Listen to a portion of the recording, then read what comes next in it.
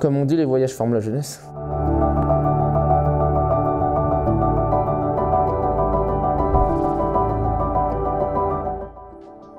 Même si je suis pas né à Reims, j'ai passé toute mon enfance là-bas. En ce moment, je fais lundi et vendredi à Reims. À Poitiers, dans le pôle France, je m'entraîne au Krebs. À Metz, je m'entraîne effectivement avec des joueurs de haut niveau. Bon là, c'est vrai qu'il y a eu la période de pandémie là. Metz n'a pas pu me prendre là, parce qu'ils n'ont pas pu les prendre une personne extérieure.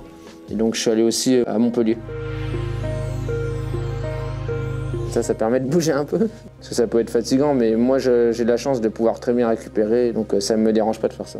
J'ai hésité quand j'étais gamin entre le foot et le ping. J'ai vraiment choisi le tennis de table.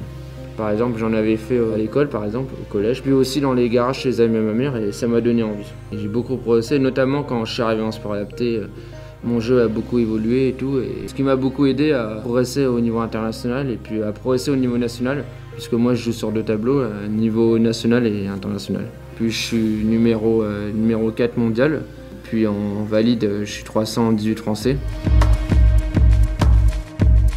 J'ai plusieurs entraîneurs, dont Yves, mon référent principal. Ils ont chacun sa méthode en fait. Ils ont une vision différente des choses et tout. Mais le thème c'est la même chose, c'est juste que la vision qui est différente. Quand tu fais l'analyse vidéo, ça t'aide à trouver des réponses, quand tu es en difficulté par exemple. C'est même comme un jeu d'échecs. Tu sais, par exemple, tu fais ça, je vais faire ça. Aux échecs, c'est pareil. C'est important de sensibiliser en sport adapté et en handisport. Surtout en sport adapté parce qu'on connaît plus le handisport, mais le sport adapté, on connaît moins. En handisport, c'est handicap physique, là. Et sport adapté, c'est plus vers le mental, handicap mental. Alors moi, je suis sport adapté, mais c'est une différence, mais qui se voit très peu, quoi, tu vois. Ça se voit pas du tout. D'ailleurs, ça m'a pas empêché de faire une école normale et d'avoir mon bac, ce qui est très rare en sport adapté.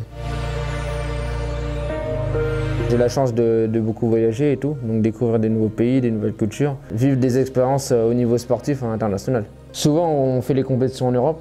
Des fois, exceptionnellement, ça peut nous arriver de faire des compétitions en dehors de l'Europe, comme quand par exemple c'est les championnats du monde. Je suis ambitieux pour Tokyo, très ambitieux. J'ai envie de gagner, au moins aller chercher le podium, aller chercher la médaille, et je suis très ambitieux, pour vous dire.